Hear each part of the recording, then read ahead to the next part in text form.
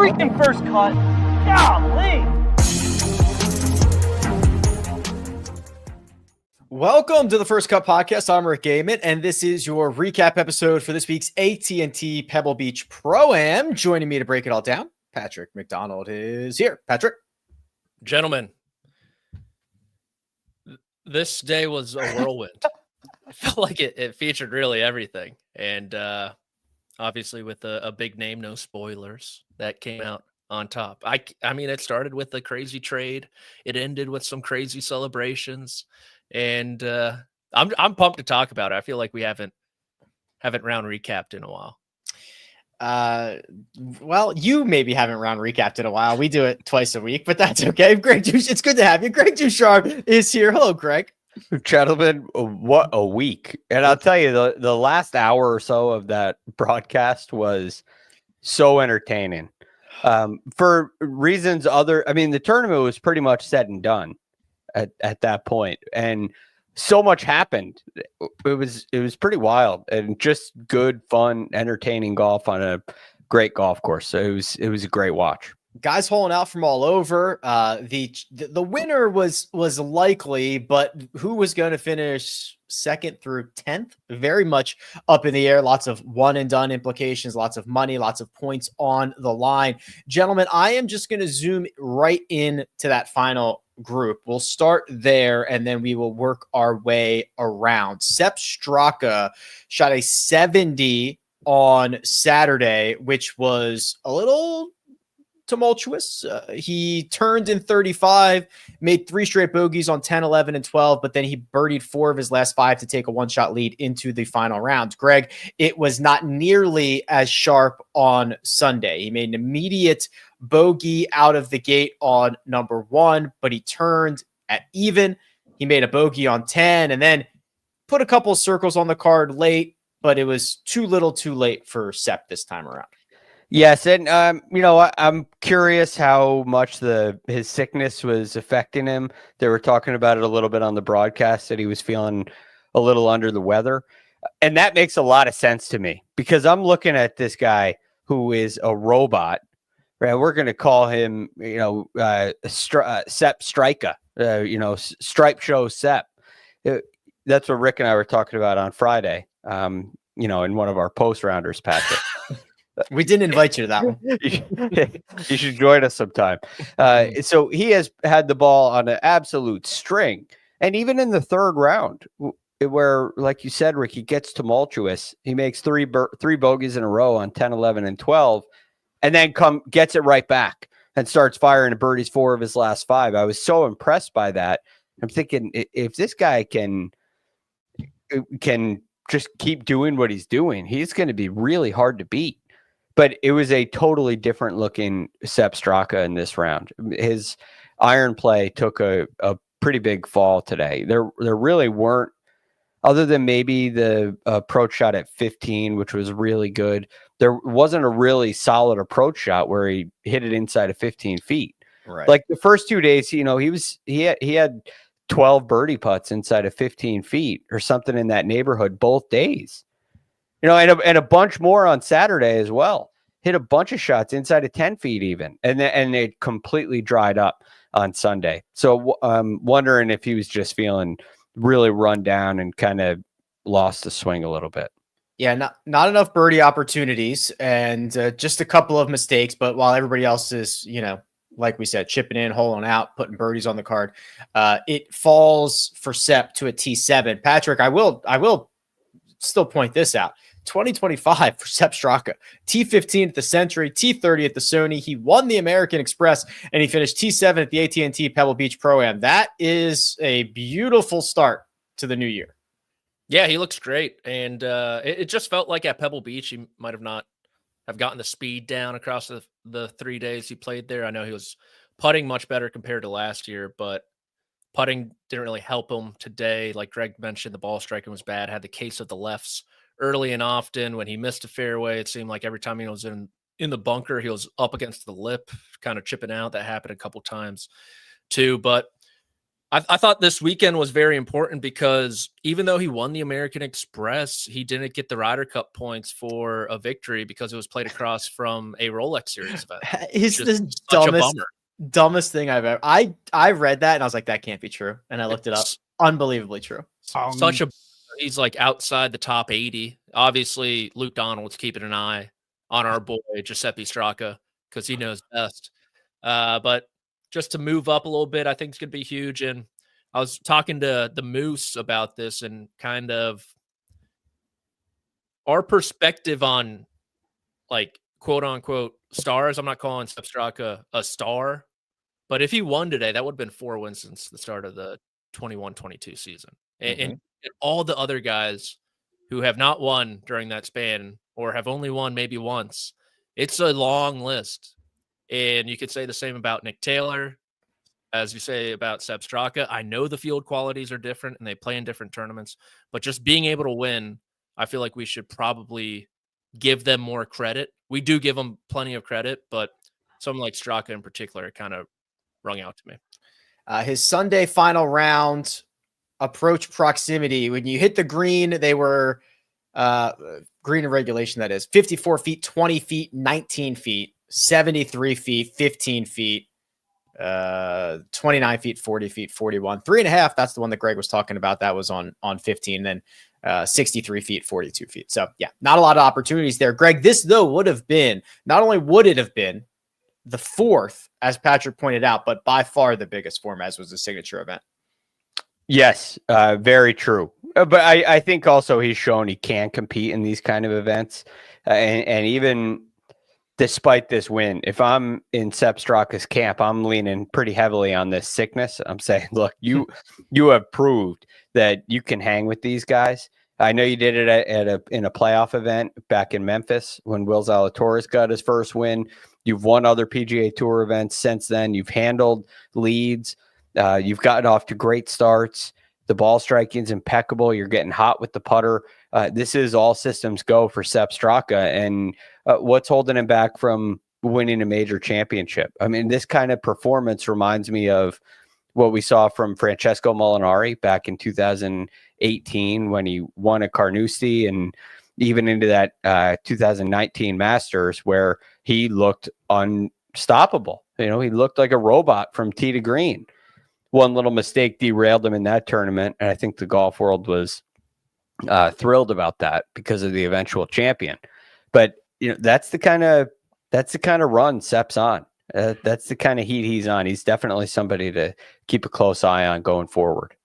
T7 for Sepp Straka. The other man in T7 was Tom Kim, who had a very expensive 18th, might still be very expensive 18th hole. Shane Lowry, Patrick. This was the guy on my betting card. This was the guy I needed to come through. It was ugly to start. A 3-putt on 3, a bogey on 6, another on 8. He got hot after that, but trying to chase down a near perfect Rory McIlroy was not going to happen. Greg and I were not lamenting in the green room, but my picture's a little blurry. Kind of. If you're watching, hold on, stop.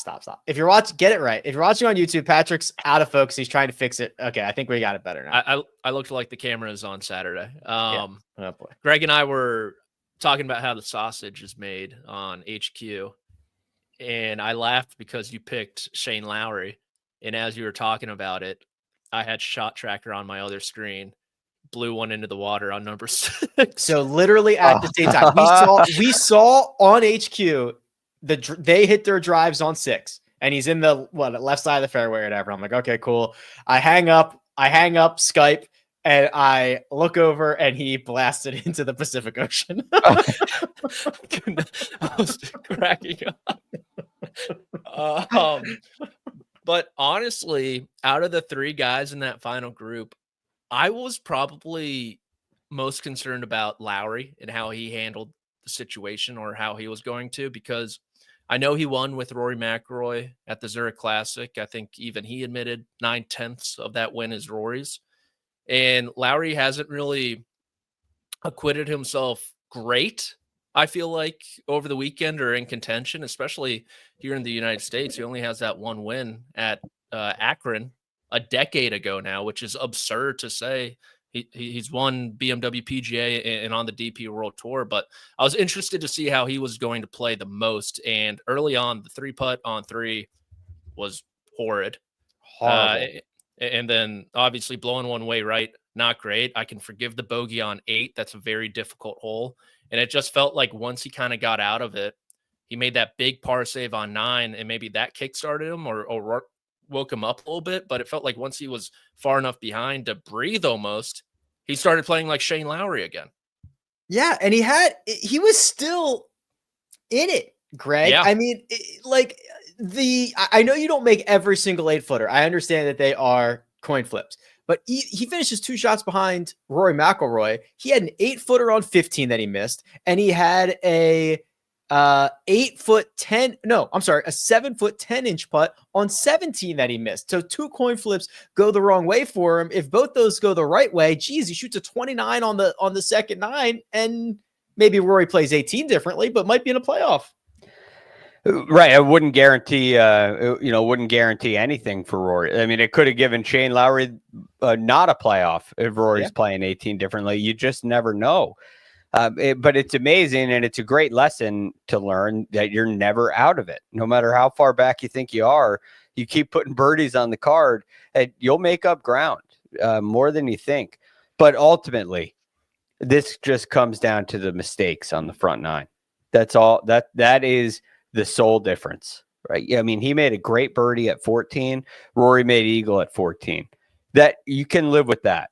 Okay, there's nothing you can do as Shane Lowry about that. There is something you could do about the 3-putt at number 3. There is something you could do about the second shot at number 6, and even the shots after that. Somebody else, Justin Rose, also hit his tee shot into the Pacific Ocean on 6 and still made par. Yeah. So, it wasn't necessarily all in that one shot for Shane Lowry, but it's just it's an absolute killer. But all in all, pretty darn good round, pretty darn good fight for him. Just wish there were, a fewer mistakes, and this would have been completely different. I mean, real quick, Rick, we talk about 1 through 6 at Pebble being critical. He plays him even par today. Yeah. And then he goes nuts on the back 9. That should be all bonus. But he played the holes well. He just made 2 you play 1 through 6, 2 under. This is a completely different ball game. Or 3 under. I mean, that would have been even better. But 2 under was very reasonable today. So it's disappointing, but all in all, phenomenal stuff from Shane. One final thought on Lowry, Patrick, because he clearly didn't have his best stuff. He was fighting a big slice, let's call it. He drilled a volunteer in the shoulder. He got lucky on 8, on the fly, which is like as dangerous as it gets. Oh my God. The shot on 18 hit the fans and kept it in play in a very good spot. That could have easily been in somebody's backyard. So this goes both ways. You get a little unlucky, you get a little lucky. Yeah, no, absolutely. And I mentioned when we were doing this or that I thought Shane Lowry was going to win this year. I think he's going to have a phenomenal major championship season. Looking at the venues, he probably should have won at Oakmont last time I was there, and obviously a winner there at Portrush also, and he's had success at the Masters too. And so the ball striking wasn't there today. He scrambled his butt off. He still got it around. I know it wasn't great on the front 9, and he probably should have been better. But all in all, you lose to a final round 66 near flawless from one of the best players in the world. You can go to bed just fine tonight. Yeah, and I think he will.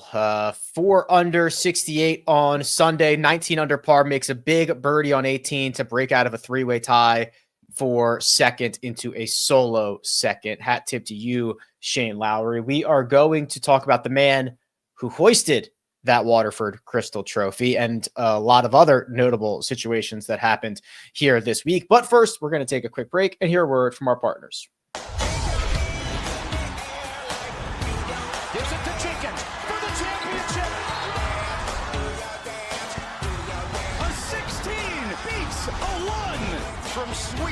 to elite, to the Final Four.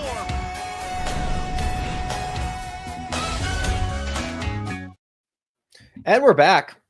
Shame on me, Greg. Shame on me for thinking that Pebble Beach could hem in Rory McIlroy, for thinking that his subpar history here was going to be anything for 2025, because Rory McIlroy took apart this golf course at times. The front nine on Sunday, Patrick and I were on HQ, and it was really just mostly mistake-free. We already talked about that. Sepp Straka was struggling. Shane Lowry was struggling. Rory McIlroy was just treading water. He was only 1 under through the front nine. So kind of a similar story there before he goes nuts on the back nine, makes birdies on 10, 12, an unbelievable eagle on 14, another birdie on 15, and then a very easy layup par on 18 to clinch his 27th PGA Tour victory. It's incredible, and it's really fun to watch Rory McIlroy play in this way, because there's that sense where at some point he's just showing off. You know, he's hanging on the rim a little bit, and that's what you saw on 15.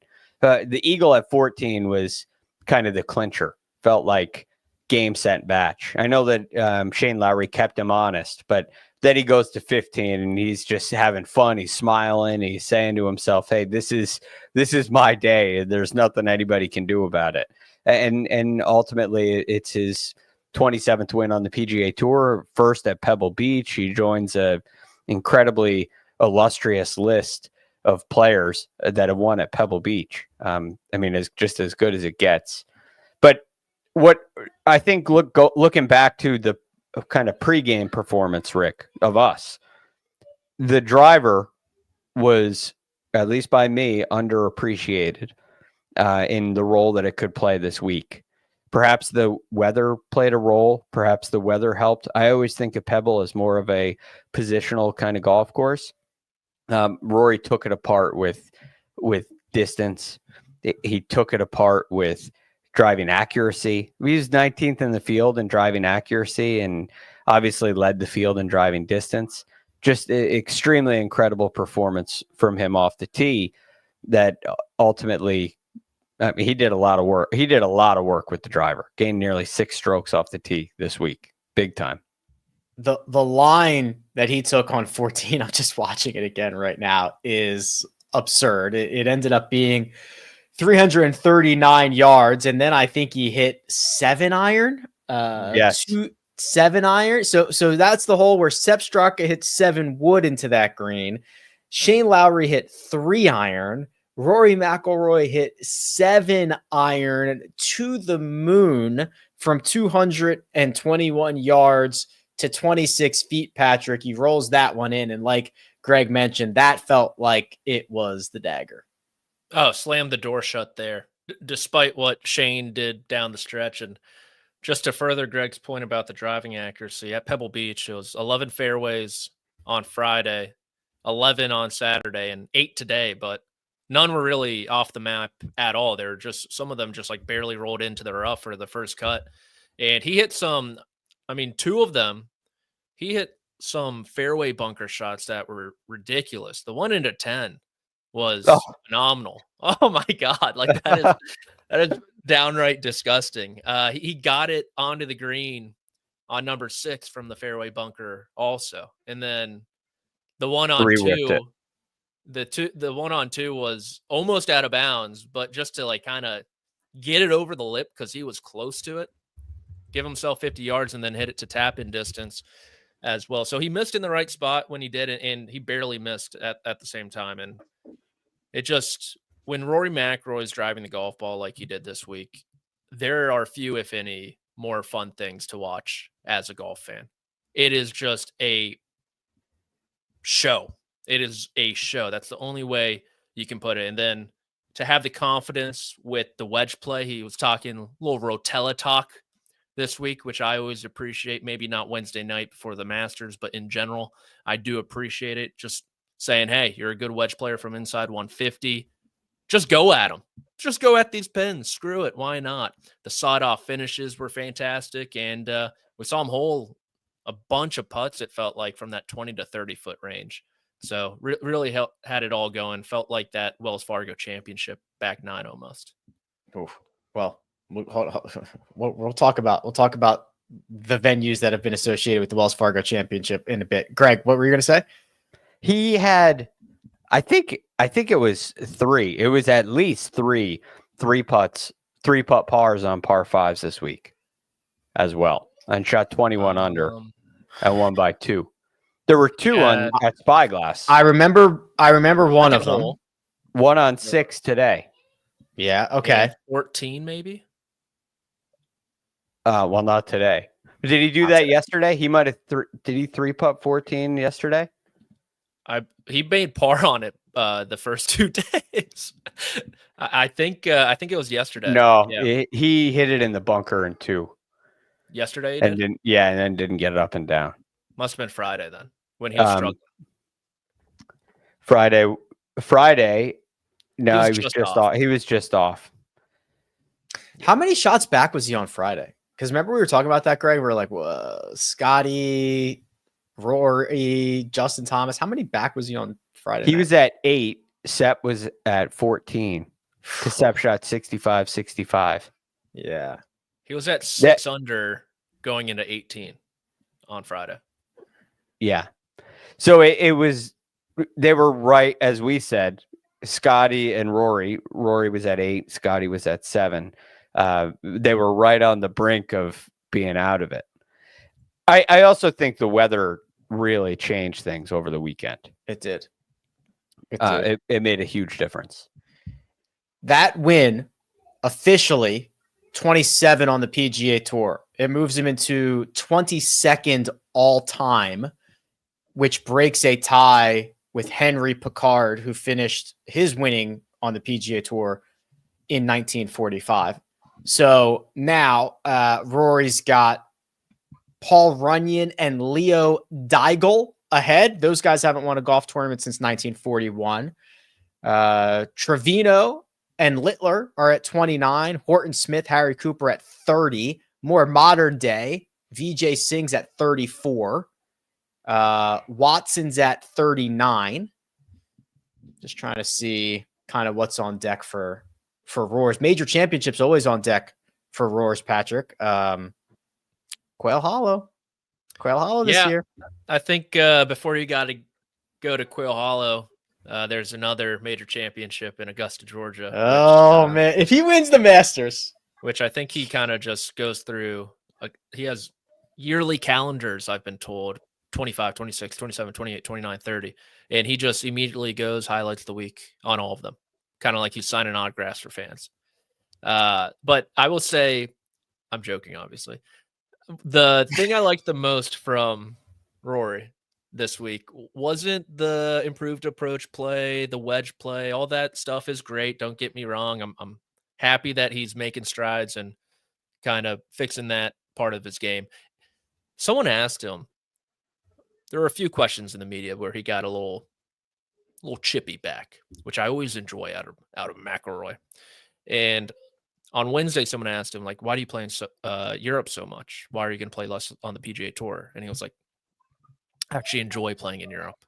And then in between rounds, someone asked him, oh, like, are you concerned about the entertainment value of the PGA Tour? And he goes, I'm concerned about Rory. And when he has that little FU, chip on his shoulder type energy, I absolutely love it from any golfer, honestly, but especially someone like Rory who's always putting himself out there. And so if he can keep that FU mentality through April, I think it'll only help his chances.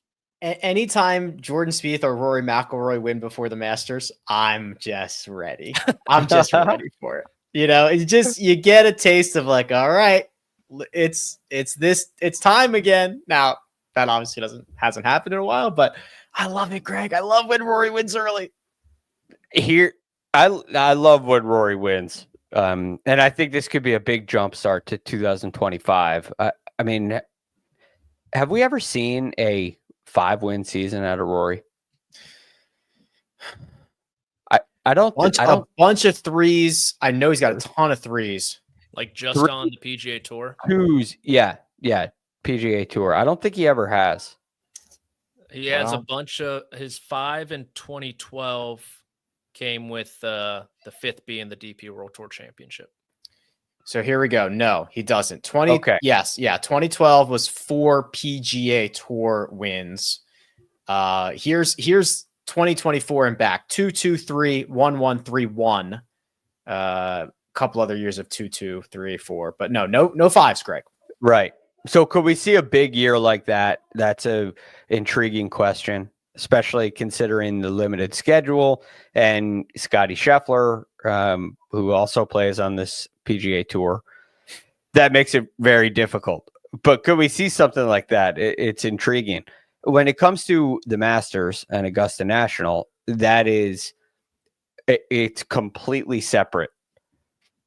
It's completely separate. I don't think it matters. There is nothing that Rory can do from now to the Masters to make me feel any different. It's going to be what happens on Thursday at Augusta National. You're not going to know until there are a bunch of other players who coming in. We need to see some form coming in. Oh, I'm feeling great about it. Spieth would be one of those. Where are we with so-and-so's game? Rory's, it could be the best player in the world. He could be struggling. I don't think it matters. Yeah. It's nice to know that he's in good form. And who's to say that's going to last until April? But it's great. But it's just a completely different thing. It's totally different for Rory McIlroy. So can you prepare for that?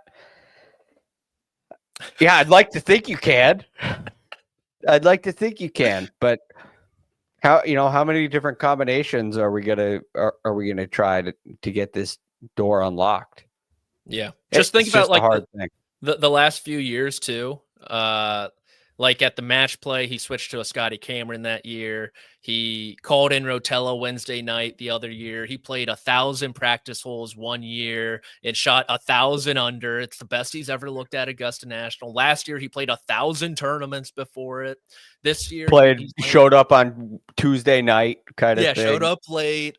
This year, Greg, to your point about 5 wins potentially, it sounds like he's only going to play 15 times on the PGA Tour this season, the bare minimum. And skipping the first FedEx Cup playoff event too, which not good for the brand. But yeah, like what more are you going to try? Like lock yourself in your swing studio again for a month? Whatever it takes is what he is going to try. Figure it out. He'll figure it out. He'll get that combination. Can't he just treat it like any other tournament? It's not, Greg. And you're I fooling yourself. Talking heads won't let him too. And Rotella won't let him, right? It's okay to Rotella. say this is more important. That's okay. You don't have to lie to yourself. We got a couple, it's an interesting thing. I've always wondered this about Rory when it's really important to him. What happens to his performance? Usually there's a lot of evidence to say that it suffers. But something does tell me that he's learning from that. And it's going to be exciting because you got obviously the Masters like you have every year. You have a PGA championship at Quail Hollow where he's won 4 times. Expectations are going to be super high there.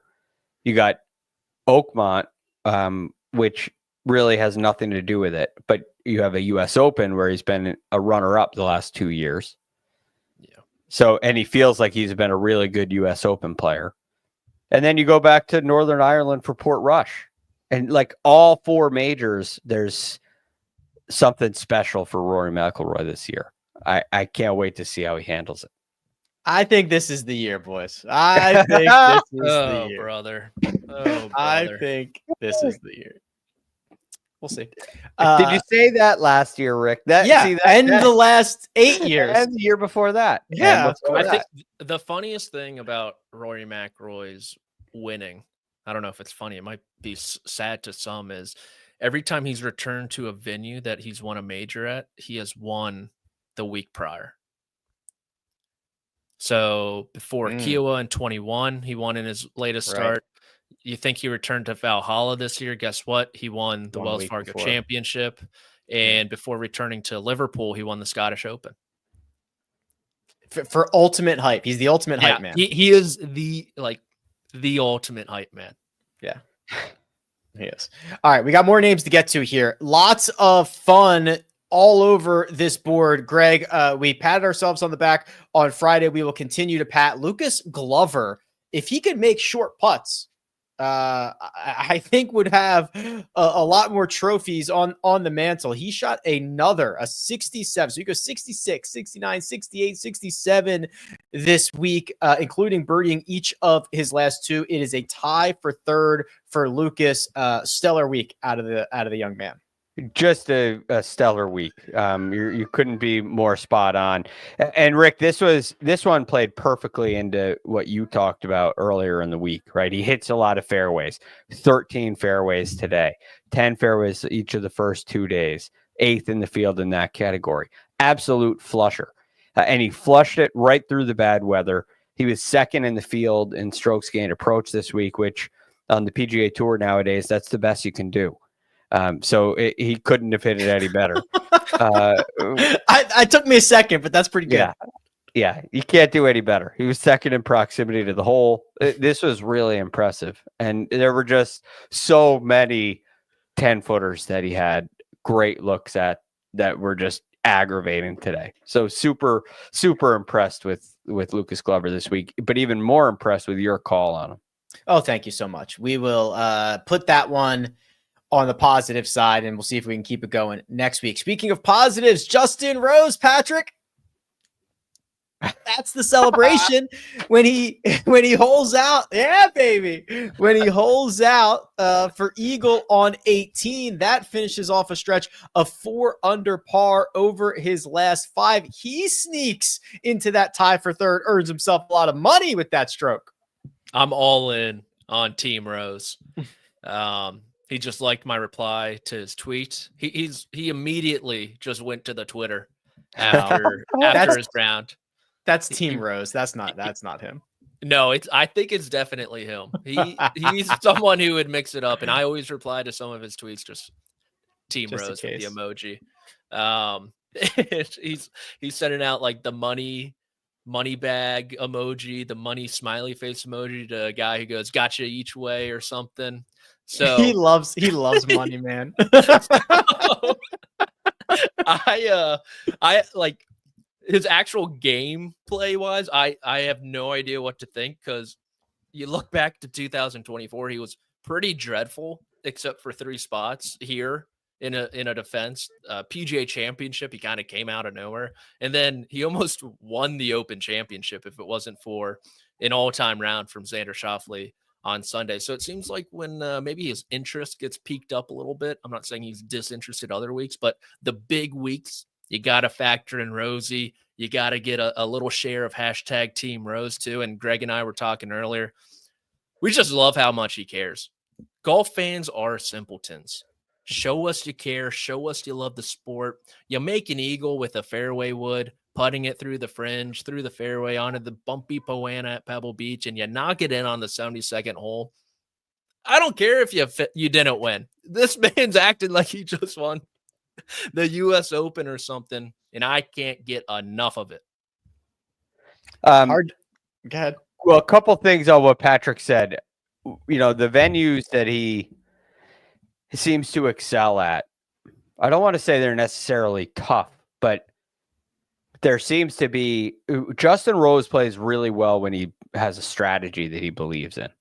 And I do think there are some venues on the PGA Tour where the strategy is very limited. Simple. Right. It's way too simple. You got a lot of options out here at Pebble Beach. You got Valhalla being a major championship. I'm sure there are a ton of options on a Jack Nicklaus layout like that. Maybe like Memorial, where he's won before. The Open Championship, you got to be extremely creative. I think that really engages him as a player. He said in his pre-round interview that he was going to be, the whole thing today was be aggressive when you can be, but know when to play smart as well. And I thought he really did a nice job of that. There was a really good balance for him. But despite that, he was a little wild. Hit really wild shots. Yeah, but scrambled like crazy. He's a madman. Did you like the pre-round interview? I thought it was fine. Yeah, I didn't feel a strong opinion about it. You get a guy like Rosie, he's going to give you something great. Rory was fine. I think that's a fine thing. I don't think it's make or break, but Finau was no good. issue with it. Finau was good. Finau in the booth when the guy got clunked by Lowry. Yeah. He just goes, oof. Yeah, because he knows what that feels like. He's like, oh, like not great. Hopefully he's all right. Yeah, that was funny. Cam Davis ended up finishing in a tie for 5th. Cam Davis had the 2 most memorable shots for me this week, all in this round, because a bizarre situation happened on number 4 where he throws was it 4 where he threw the dart? Yeah, I think it was, right? 4. Throws the dart, lands on somebody else's golf ball and shoots into the left rough. So instead of being like, I don't know, 6 feet or closer for birdie, he is now chipping. He holds that, ball don't lie. And then he hits a shot on 18, Greg, off of a tree root over a bunker, zips it back to like a 1.5 feet, doesn't break his hand, doesn't break his wrist. Club seemed to. I don't know how. I think you give him a bucket of balls, he couldn't do that again. I don't even think he touched a root. I was talking. We were talking about this in the green room too. This was so ridiculous. So I'm looking at this shot, thinking, all right, he's going to have to get pretty steep because there's a root behind it. So he's going to get pretty steep, and we will not see a follow through. That was my expectation. He was going to kind of dig the leading edge under the ball, pop it up high in the air, and the challenge would be carrying it far enough to get over the bunker. At that point, you're not expecting a ton of spin. Well, he swipes across this thing, does have a follow through, but it's way over to the left. Like he went sideways along the tree route. It carries past the flag and spins back from 30 yards. He pulled the string on it from 30 yards. This shot was ridiculous. And I know Rory hit some pretty impressive shots on 14 and won the tournament, but this was the shot of the day without question. I love it. I'm glad you described that to absolute perfection. Gentlemen, just a couple other notes and we can move on here. Scotty Scheffler finished T9 after shooting a 67. He led the field in strokes gained. Approach Morikawa, notable, finished T17, dropped down 2 spots, went 71-70 on the weekend. Round of the day was Adam Scott, 64 by 2 shots. He moved up 41 spots on the leaderboard into a tie for 22nd. Anything else that you would like to discuss before I take us to the bets? I've got a couple notes, actually 3. Okay. At what point do we have to start stroking Tom Kim, as Brooks Koepka would say? Especially the 18th tee was just a cherry on top of an all-time performance. So they were on the clock. Tom Kim hit one that he described as it was on the beach, but then the tide took it out. So it did find land. They actually did have video of that. I think he was right. So it did find land/sand, and then the tide took it out. So now it's part of the Pacific Ocean. So then he has to go all the way back to the tee and hit again. And he started doing this as he was getting out of that slump. He started to play better, but he started to play slower, and he stands over the golf ball for an eternity now. I don't know how he does it. He's buffering. Yeah. It's like a glitch. It's I could be doing anything. I could be sitting on my couch and I couldn't stand that still for that long, or sit that still for that long. He does it for like 10 to 15 seconds, it seems like. It's a very rare thing to be that still over the golf ball. And there's no way that can be the most effective with no movement. I mean, I'm not saying you got to rush, but with no movement, there's no way that's the best way to play. I don't know how he controls his thoughts for that amount of time. Here's the thing with stroking him. If you start getting bad times, you can assess someone a stroke, but you can't just start throwing out stroke penalties when there's got to be a hard and fast rule. Maybe there is that behind the scenes, they don't publish fines. They don't publish any of that stuff. Maybe he has been fined. I know they're thinking about doing that going forward. But they haven't done any of that. Well, I would much rather have the players know they have a specific amount of time to hit a shot. And if they violate it, then they get a penalty.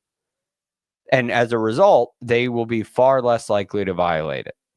Right. I have the general guideline for the USGA is 40 seconds. Yeah, give them a minute. 40 seconds from when you arrive? Yeah, when it's your turn. From when it's your turn. So, I mean, it's not a rule. It's a general guideline. You're supposed to play in a conscientious manner. But so it's just really hard for me to say in a professional event, well, that's too long. But is it too long, or do you just not like the way that it looks? Right? Is it not? It's not good TV. We know that. Should he get penalized because it's bad TV? Yes. So this is an entertainment product. Yeah. I know that is something that people are clamoring about, but in fairness to him, in fairness to the rule staff, in fairness to everybody else in the field, we need to set a boundary so that this is it's not something that should be discussed. Like, it should be like Tiger on TGL. The horn goes off. He didn't putt. It's a stroke. There's no discussion about it. He was late. Okay, that's fair enough. Next topic. What else you got? Just an absolutely egregious outfit from Jason Day today.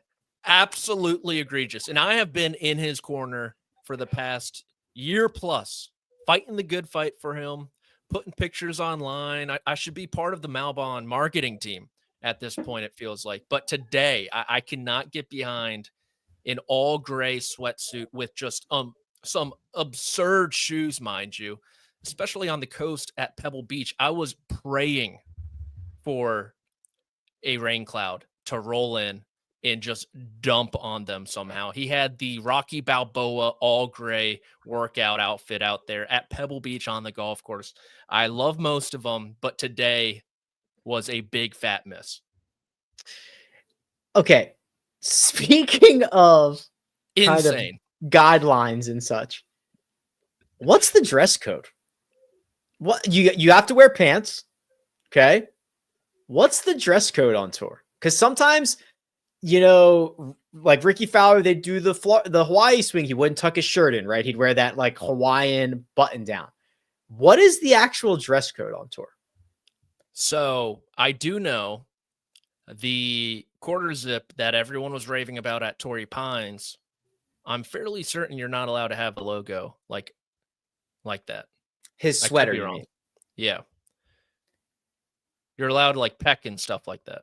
Well, that's why Augusta asked him to take off his sweater there. You think he rolls up to Augusta on this on Monday of Masters Week?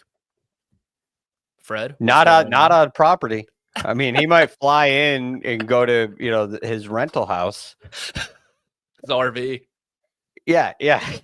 He'll wear that in the RV in the town of Augusta. I have no idea about not on the property of Augusta National. What's the policy, Greg?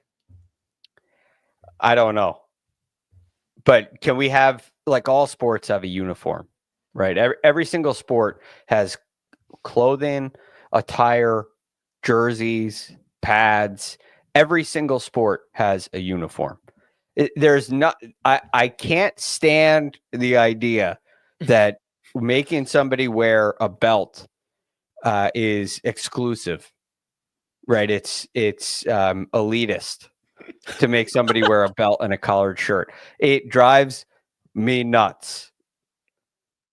And to show up with a drawstring sweatsuit on, I mean, is just if too you haven't far. seen it and you're not watching on YouTube, it is a literal sweat jumpsuit. Like it's I not. We're I not. wore this to middle school PE pretty Yeah, much. we're not actually joking here. It is a legit sweatpants, sweatshirt situation. All gray. All gray. All It's gray. outrageous. Chicks And did gray sweatpants. It's just not the uniform. You can't wear sweatpants. But like the golf pants now are so athletic. They are not uncomfortable. You could wear them all day. I don't know, but there needs to be a rule where you just got to wear a belt. How I would love to How see him else just are we slap gonna do this? slap a belt around those. Yeah, that's it's. I don't care what people wear. That is a tough scene, and that should probably Egregious. not be allowed. Yeah. how does he It's say egregious. okay? How does he say okay to that? I think he just checks his bank account and puts it on. How much do you think they pay him? Not enough. Only guy. Well, no, they have Um, Charlie Hull too. I would say a lot. If you want me to guess, me a multiple number. millions a year. Oh, So I would All say right. between 3 and 5. all right, Steven. They've got a lot of money. He's their only Sucker. guy. He's a very popular guy. They make him He's wear drawn a ton of attention. yes, and they make him Yeah. wear outrageous. Some guys would just say no. He does it with a smile. This crosses the line. What he wore at what was it at Tory? That sweater, the quarter zip. Yeah, Patrick loved it. I actually, I mean, I didn't think that was all that. I didn't think that I was liked like it. I disrespectful. like that one. I liked it too. There's probably a time, but I could see that in the 70s or 80s being like everybody's wearing those kind of things. It's not outrageous. This is just too far. Too far. All Think right. about the children, Jason. What's Come on. what's your Kids are third one? watching this. What's your third one? Oh, my third one was perhaps the greatest picture ever taken was taken this week at Pebble Beach when the PGA Tour decided to post a picture of Michael Greller sitting crisscross applesauce, just looking into the Pacific after Jordan Spieth shot a 79, which included a 9 on the par 5 18th. The caption was something along the lines of "The views at Pebble never get old." Yeah, it's a perfect meme template, is what it is. Yes. Just perfect. We've all been there. Just hood up. I mean, yeah, it's been a long day. It's been a long career. You've been on Jordan Spieth's bag for a while. This is a good one. That's like you're a teacher coming back from summer break, and the kids they just give it to you week one. They absolutely give it to you. No mercy. They've been plotting all summer long on how they were going to stick it to you. He had a nice vacation. Got his feet underneath him in Hawaii, and then It was he too just soon to returns. come back. Yeah, it just returns to a miserable Pebble Beach on Saturday. I love it. All right, we are going to recap the bets, which were rather green. But first, we're going to take a quick break and hear a word from our partners. The clock never stops. Relive the greatest moments with uninterrupted highlights and more. It's Gareth Bale. Ronaldo. Wonderful goal. On the UEFA Champions League channel. Streaming free. And we're back. Let's recap the bets for this week. And looky here, a clean sweep in the matchup department, which included a 3-ball, a traditional matchup, and a group. Ooh, mama. Let's start with the group. Yeah. Jason Day, plus 240 over Will Zalatoris, Victor Hovland, Wyndham Clark, Jordan Spieth. Greg, congratulations. I'm not even sure this was all that much of a sweat. If I knew what he was going to wear on Sunday, Crossed the line. tied 73rd for Wyndham Clark, tied 69th for Jordan Spieth. Zalatoris tied 48th. I guess Victor was in it. Oh yes, Victor But was Faded Victor on the was weekend. the other one. Yeah. Yep. Victor shot 73-70 on the weekend, finished tied 22nd. So Jason Day didn't beat him by very much. But 2 shots. Beat him by 2 shots. So really, really nice win. I was a little worried when I saw Victor up there early on in the week because he can do that kind of thing out of nowhere. But good week for Jason Day when you look at the scorecards. And as long as you keep the pictures off the scorecards, it's a very good week. That's right. Corey Connors finished T65. Victor Hovland, as we discussed, finished T22. And in part, thanks to 7 birdies in his last 8 holes, Russell Henley finished T5 to win me my 3-ball, which was plus 180. So we picked on a little bit of Victor there, and we picked on a little bit of Corey Connors there, Patrick, because your matchup was Taylor Pendrith over Corey Connors, which was a victory margin of 13 strokes. Pendy's playing some good golf. Wouldn't be surprised if he gets himself in the mix in a couple weeks back at Torrey Pines. I like him there. Finishing positions. Greg, you went with Tom Hoge to finish inside the top 20 at plus 210, and I'm happy to say just cash that. Congratulations. Didn't putt very well this week, but hit a ton of fairways. Big fan. Greg is very quiet, but he's not muted. He sounds like a I wonder how that is. You could actually hear something? Yes. Yeah, a little bit. We could hear like... Oh, wow. Well, that's news to me. I have a cough button. I turned it off. I turned it off. Something was coming through. I hear Oh, crying. wow. You better be careful. Yeah, If I can't rely on that. That's right. It's like just a volume reducer. It's like when Jerry has a 2-line phone, but the person can hear on the other line. Well, so what I was saying is a ton of fairways for Tom Hoge this week. Didn't putt very well. Hit his irons great as always. All in all, things are looking good for him going forward.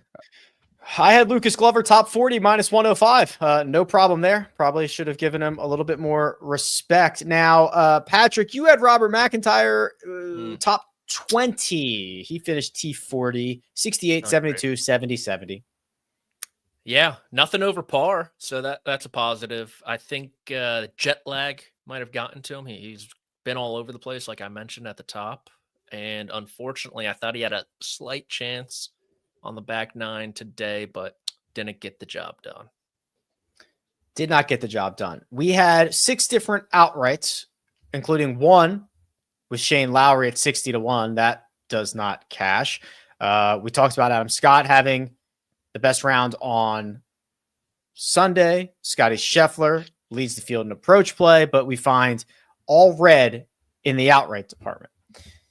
The best bets, Ludwig W. Deing does not help my top Nordic wager, and Scotty Scheffler winning for Patrick did not come to fruition. However, Greg, big week for you. 1, your matchup. 1, your finishing position. 1, your best bet, because Shane Lowry did indeed finish inside the top 20. Yep, this was really nice. Like you with Lucas Glover, I should have been a little more aggressive. I was right there. I almost clicked Shane Lowry top 2, but just couldn't quite pull the trigger. So, but I'm happy to get my first win, and just the second win of the group in the best bets for the season. But I think this is the beginning of a hot streak. Never putted well. I'm not sure we should call them best bets. They're statistically our worst bets. They're bets. They're our extra bet. They're just bets. Bonus bet. Bonus. I like bonus bet. Just bets on the other page. Yeah. These are all bets, dude. We've been off to a rough 2020. Oh, I like this. I like this. This is all bets. Okay. Plenty of time. Plenty of time. But yeah. Yikes. Not good. Next week will be a party, figuratively and literally. The WM Phoenix Open, TPC Scottsdale, Super Bowl Sunday, all that fun stuff. Few 100,000 people out there. Scotty Scheffler's playing, etc., etc. We don't have to talk about it now, but I'm excited for next week. Yeah. Looks like Scotty Scheffler probably going to win it.